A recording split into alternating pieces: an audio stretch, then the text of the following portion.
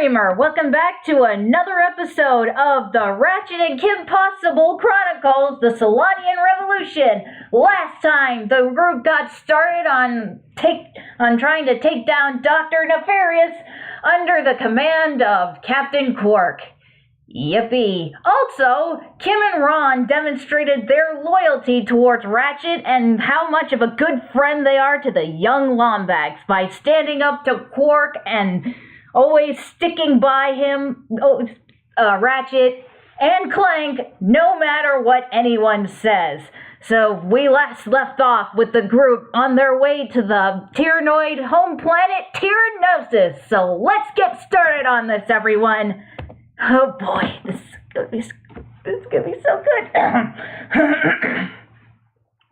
Okay, let's get started. They eventually arrived at Tyrannosis. They were soon flying through the sky of the planet. Ratchet was pushing a few buttons on the console. Ron looked down at the surface in concern, then looked back to his friend. Where are we landing? We're not landing on the surface, Ron. Did you already forget the plan? Oh no, you don't mean... Yep, we'll be free-falling from here. What? No? But, do we even have any parachutes? Not to worry, Ron. I have something better. Hang on tight to Ron, Kim. Here we go. The windshield of the ship's cockpit opened up. Oh no. They were ejected out of the ship. Ratchet grabbed onto Clank and attached him to his back. Kim held on to Ron by the hand as they were free-falling along with Ratchet. Ron screamed the entire way down. Clank helped to break Ratchet's fall. Kim pulled Ron in front of her as her jetpack opened up and slowed them to the ground. She then let go of him after they landed. Thanks, KP. No big, Ron. I mean, were there really any doubt? Come on, guys, let's go. They rushed out into battle along with a few of the Galactic Rangers. They fought through a massive tunnel, destroying what seemed to be a Tyrannoid base. They soon found themselves on the other side of the tunnel. They fought their way through Tyrannoid after Tyrannoid.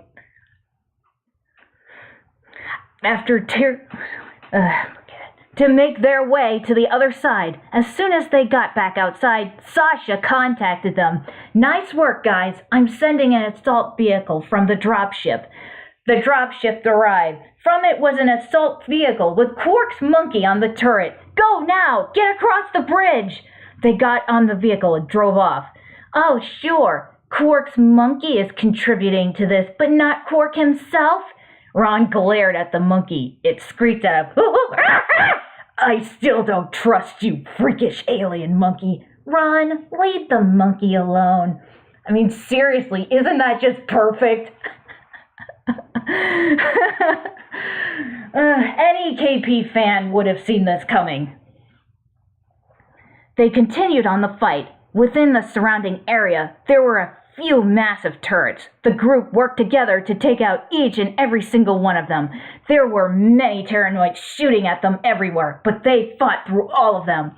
Through the fight, they were able to bring down all the turrets and fought through more Tyrannoids.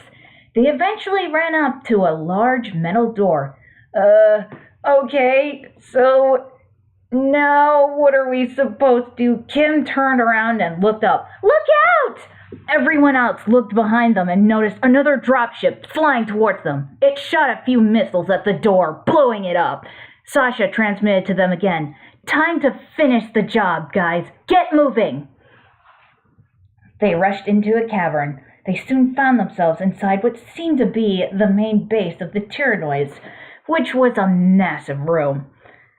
As they were setting foot into it, Ron began to feel scared for some reason. Guys, there's something here. At that time, a massive Tyrannoid beast fell from the ceiling and growled at them. Massive Tyrannoid monster thing! Kim and Ratchet primed themselves to fight it. They fought with everything they had while Ron ran around the entire room screaming. Kim and Ratchet were both annoyed, but sought the opportunity to use him as a decoy while they fought off the massive beast. It was a tough and extensively long battle, but they were able to bring it down. But before the group was able to do anything else, Quark stepped in and then stepped on one of the creature's eyes. Quark! This is where the fun part comes in. And by fun, I mean really, really annoying. This part probably was one of those many parts of the game that really irked me and one of the reasons why I really don't like this game. Darla Gratch came running in, holding a microphone in front of him. Captain Quark, first you made another miraculous comeback. Now you've defeated the Tyrannoids in a spectacular battle on their own home planet. How do you explain your recent success? Courage, compassion, dashing good looks, iron hard abs. The group was greatly irritated. Even Darla was annoyed. But seriously though, to be a true hero of heroes, you need more than loads of charisma and brilliant tactical mind. I couldn't have done it without... Ratchet and Kim waited in anticipation to hear Quark mention their part in the fight. These massive guns! He kissed both of his biceps and grinned. Ratchet became even more annoyed. Unbelievable! We did all the work and he just took the credit? The good thing that I can say about this is at least I have you here to share the aggravation with me. Ah! Another massive Tyrannoid monster! Ah! Every brave dashing hero for themselves! I'm out of here! Quark ran off screaming. Kim walked up to Darla as she held the microphone in front of her. There you have it. Captain Quark, the greatest hero in the galaxy, in a nutshell. But don't take my word for it. Look at how he ran away screaming after Ron believed he saw another of these things, after supposedly defeating this thing. He then ran back over and stopped in front of everyone as he looked around.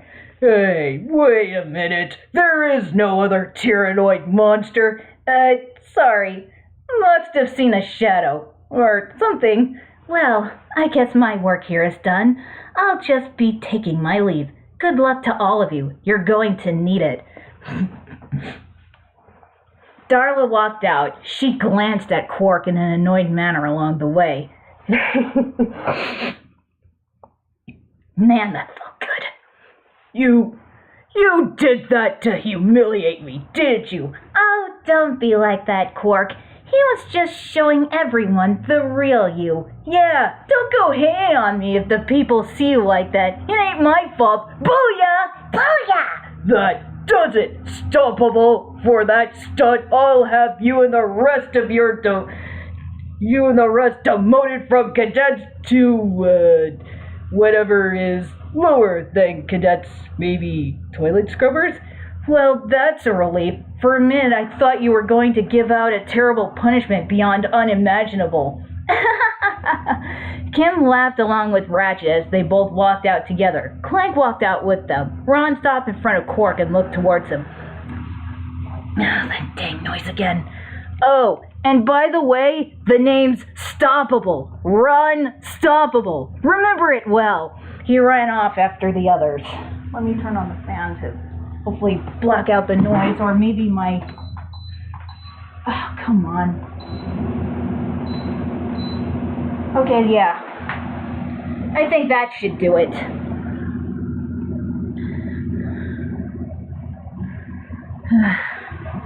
He ran off after the others. Quark looked over at him with a dumbfounded look, then became tense. The group boarded a dropship at the nearest exit. They were taken to where their ship landed, got back in, and left the planet. After they arrived at the Phoenix...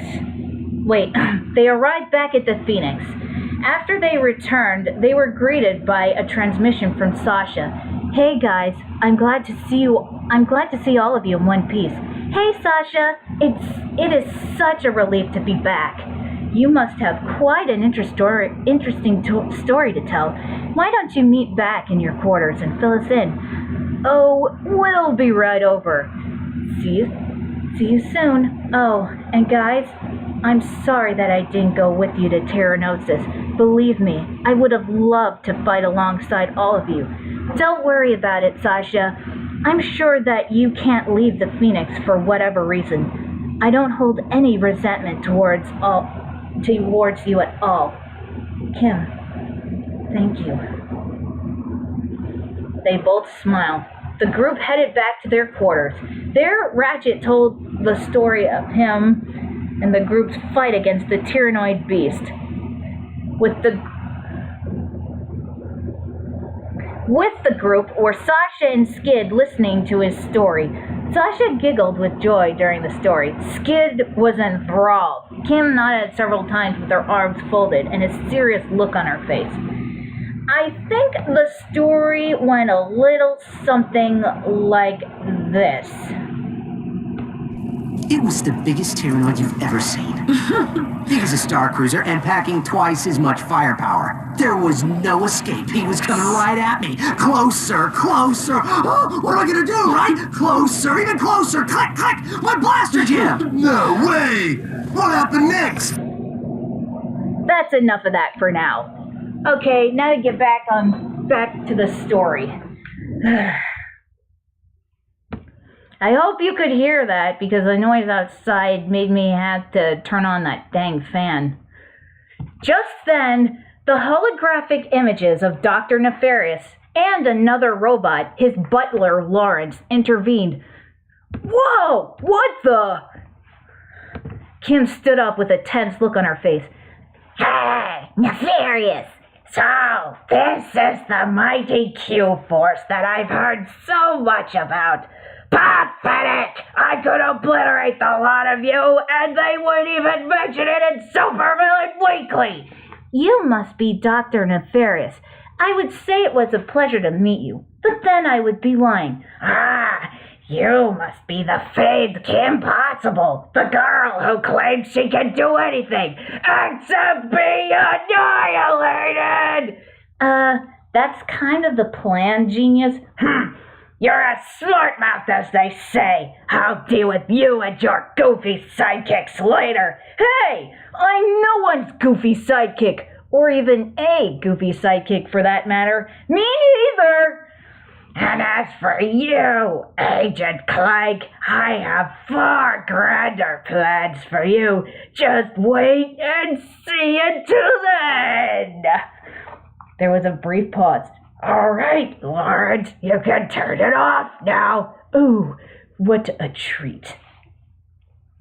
The transmission was shut off. Kim pulled out the communicator. Wade, we just received a transmission from Dr. Nefarious. Can you trace the signal back to its source? I'm on it. Wade went on his computer for a bit. Got it. The signal seemed to have originated from a facility on planet Dax. Oh, and you're not going to believe what else I just found. Take a look. Whew. I need to catch my breath for a bit. Tonight, we take a journey inside the enigmatic mind of our galaxy's foremost evil genius, Dr. Nefarious. We'll take a tour of this secret facility on planet Dax, home to some of the galaxy's most insidious superweapons, including the dreaded Rainbow Afrolyzer. Dr. Nefarious, we've all enjoyed your past work, but how do you respond to critics who say your latest galactic schemes are just more of the same? I will annihilate them! Lawrence, tell us a bit about this top-secret superweapon being constructed on planet Dax. Well, super is such a strong word. For that matter, weapon may be a tad overdoing it. We do, however, have a lovely view of the ocean at sunset. Is Dr. Nefarious poised on the brink of galactic domination, or is this super weapon just the latest in a series of maniacal pipe dreams? Stay tuned for more from Supervillain Weekly. Villains have their own television show. And again, Kim Possible has Henchco, which provides services to supervillains. So, oh boy, these shows sometimes are the many things that they have in common with each other. It's just astounding. It feels like to me as though they fit together very well. Do you know anything about this mysterious superweapon? What you just heard is all I know.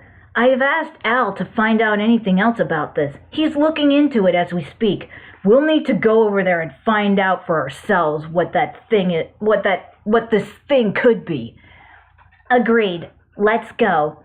The group was about to make their way to their ship. Just as they were heading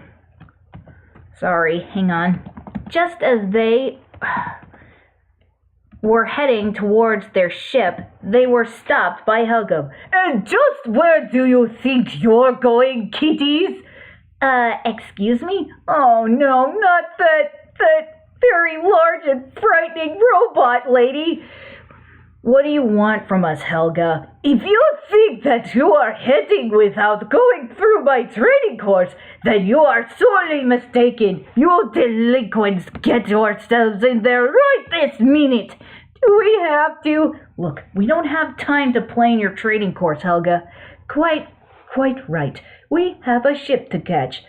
Just hold on a minute. I was given orders to lend these devices to you guys, but there is no way that I'll just hand them over to you so easily. Why not? Can't we just grab them and split? Ha! You slackers are always looking for the easy way out, Slackers?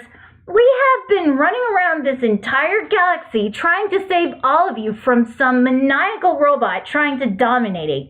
Not to mention preventing him from harming innocent civilians. And yet you would have the gall to call us slackers? You really are a piece of... You think you can talk down at me like that, you little brat? You've got a big mouth on you. Let's see if your actions speak louder than your words. Perhaps you would like to try out my training course, Oh, I can so take on your stupid training course. I can do anything. Yes, she can. Well, if you think you're up to the challenge, then go right ahead, little girl. Sure thing. You'll be eating your words after I'm finished. Yeah, go KP! You can do it, Kim. She made her way into the training course. As soon as she entered, she got right into maneuvering through the entire course. Her extraordinary skills were more than capable of getting her through. Ratchet, Clank, and Ron rooted for her throughout the entire course. Go, KP! You can do it, Kim! Keep at it, Miss Possible. Helga, on the other hand, expressed her unyielding disapproval towards Kim's performances many times. Apologies if I'm not doing Helga's voice right and if I'm butchering it at all. Doing someone in a German accent is not exactly easy. I thought I could do it.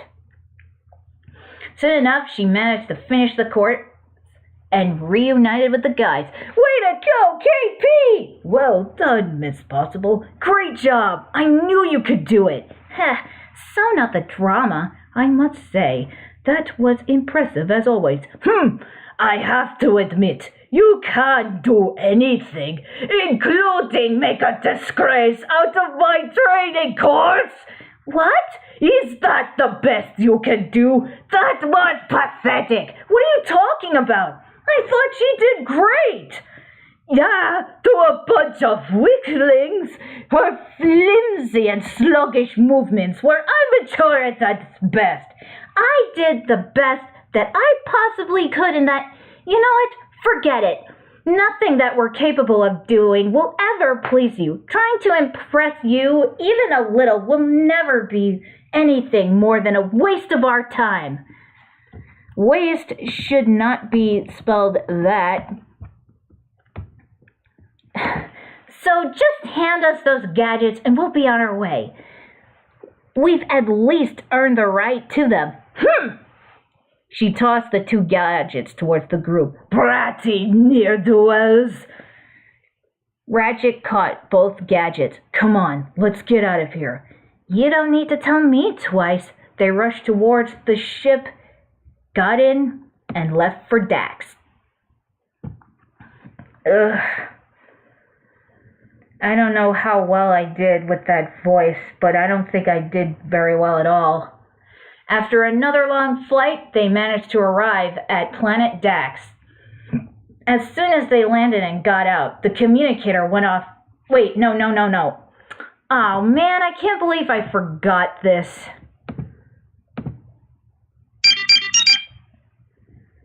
I swear I really need to proofread this stuff. Hey Wade, what's the sitch?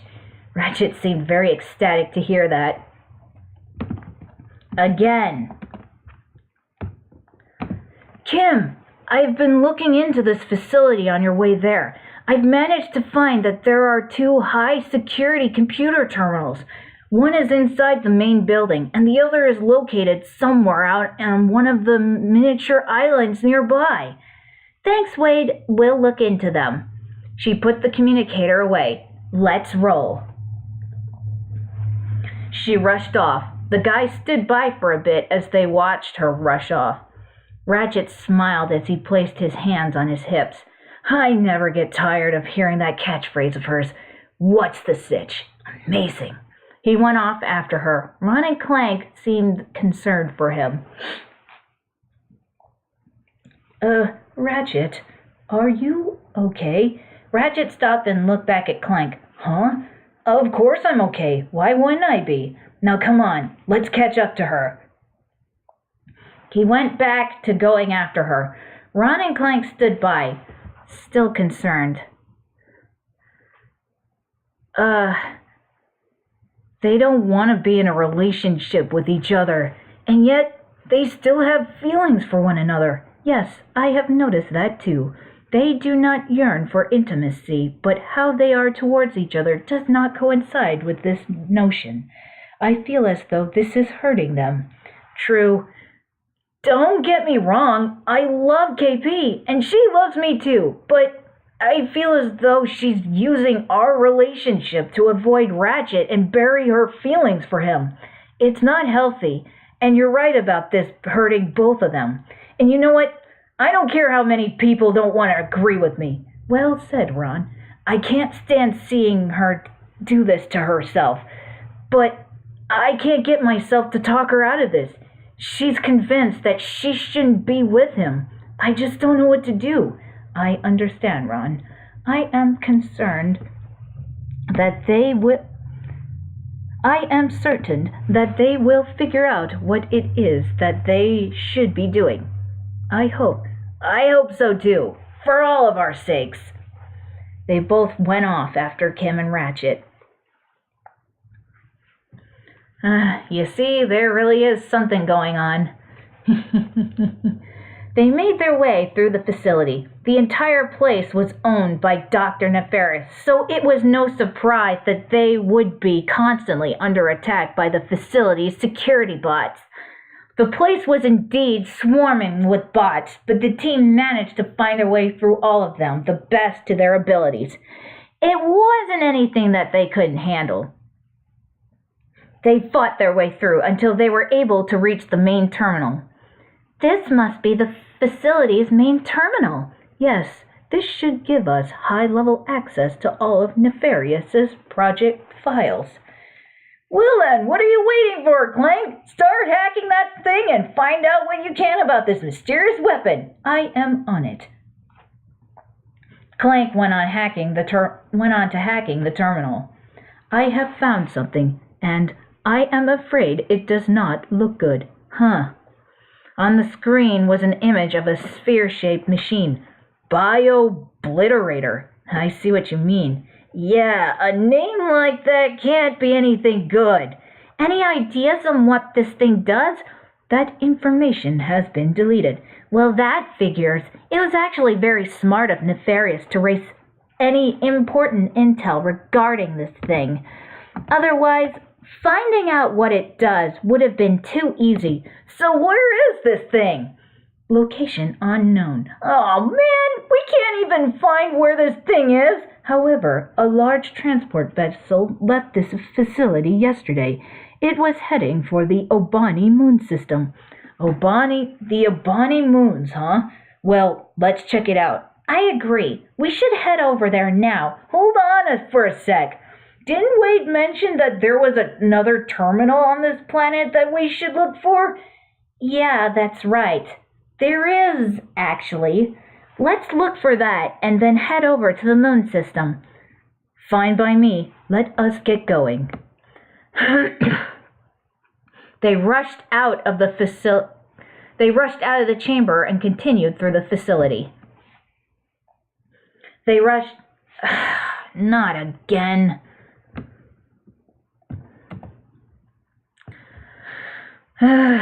Sorry about that. Fighting off a lot more of the They rushed through another part of the area, fighting off a lot more of the security bots, which didn't surprise them the least bit. However, there were tougher bots along the way, including one extremely durable chopper, which had been following them and shooting them down along the way. Jeez, the security here seems to be a lot more difficult to get through than before. I know. What could be around here that needs this much security? Perhaps it is much more classified data that he does not want anyone to get to, or maybe something personal that he doesn't want anyone to see. That would be kind of strange, but Nefarious clearly is a nutcase, so that wouldn't be unlikely. They were eventually able to cut through a lot of the security bots, even go so far as to bring down the chopper that pursued them. They soon arrived at a separate building containing a small room. They entered the small room. Inside were a few consoles and a few posters of a female bot named Courtney Gears. As they looked around the place, Kim and Ron seemed disturbed by what they were seeing. Whoa, check it out. Check it out, you guys. Looks like someone's a big fan of Courtney Gears. Yeah, I can see that. Is there no end to this guy's creepiness? Wahoo! More creep factor! Well, he is a villain, so no surprise there. Although, this is kind of pushing it. Agreed. Where have I seen her before? Wasn't she that robot girl who was handing out prizes at that Annihilation Nation place? Yes, I remember now. Her specifications were remarkable. Well, duh. She's not the hottest pop star in the galaxy because of her singing. That's odd. It appears this computer was recently used to edit one of her videos. Oh, let's watch it! He then noticed the others giving him awkward looks to see if we can find a clue or something. Okay, playing video now. Clank switched on the video. You're not a fan of hers, are you? What? No, of course not. What gave you that idea, Ron? Kim and Ron exchanged looks of discontent with each other. They did actually make a music video of this, but I'm not going to show it because the song itself is just really terrible, and it's one of those things that would not make anyone who sees it feel good at all. So I'm just going to read what the music video is. They watched the music video. It contained Courtney singing a song that expressed her hatred towards organic life forms and believes they should be wiped out while believing all robots should be free. If you want to check out the video yourself, go right ahead, but I have to warn you, it's not going to be anything that you're gonna like, and it really is terrible. Just thinking about watching it makes my stomach turn. It's just, ugh. The entire group was greatly displeased by the video, as well as anyone else who would watch it. Ugh. But Ratchet seemed much more disappointed than everyone else. That was terrible. That song hurt every fiber of my body, including the organic ones. All parts of your body are organic, Ron. I know. That redundant statement actually has some symbolism to it. So, yeah, it was important for me to put that in. It may seem that Miss Gears is in league with Dr. Nefarious. Who knew? I always thought she was nice. This is a huge disappointment. Oh, I agree with you on that, Ratchet. She might possess information about what Nefarious is planning. That could be true, but how will we be able to ask her what she knows? I wonder. Well, let's hightail it out of here and get back to the ship. Sure. Let's go. They left the building and made their way back to the ship. Let's see, do I want to keep going? Yeah, I'll go a little more. They arrived back at the ship. As soon as they got back in, they were contacted by Wade via the screen on the console. He seemed concerned about something. Kim and Ron peered out from behind the front seats. Hey, Wade, what's up? Wade, are you okay? What's wrong? I just received a transmission from Dr. Draken. He wants to speak with you guys right now. What? Draken? Really? That seems odd. Put him on, Wade. I'm curious to hear what he wants to talk to us about. The screen switched over to Dr. Draken. Hello, Kim Possible, and, Ratchet, was it? I know we've had our difficulties in the past. You're kidding, right?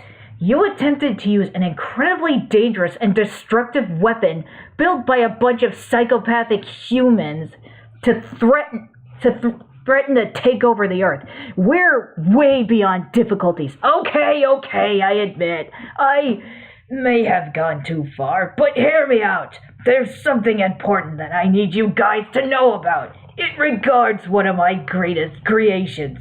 The BBs. The BBs? You don't mean those frighteningly deadly robots that you built? Yes, those. I don't know how this happened, but they managed to hijack one of Dr. Possible's special shuttles and, well, they launched themselves into space and they're out there somewhere. Yes, that just about sums it up. He made a nervous grin. Great, just when we thought we couldn't possibly deal with any more. Just when we thought we couldn't possibly deal with any more psychotic robots. We have to keep an eye out for them. Thanks for letting us know about this, Draken. Sure. Just be careful. You know very well how lethal they are. You may be able to do anything, Kim Possible, but there are some things that even you can't do. Yeah, I know. The transmission was shut off. That was most peculiar. I know. Why would Draken want to warn us about something? He's our enemy. Well, he did have problems with those robots in the past. He wasn't able to control them. No kidding. Well, we'll have plenty of time to figure this out on our way to the moon system. Let's head over there now. They lifted off and left the planet. Okay, that's all I would like to do for now. So, next time, the group will be arriving within the Obani moon system to look around and see if they can find that weapon. So, until next time, everybody, bye!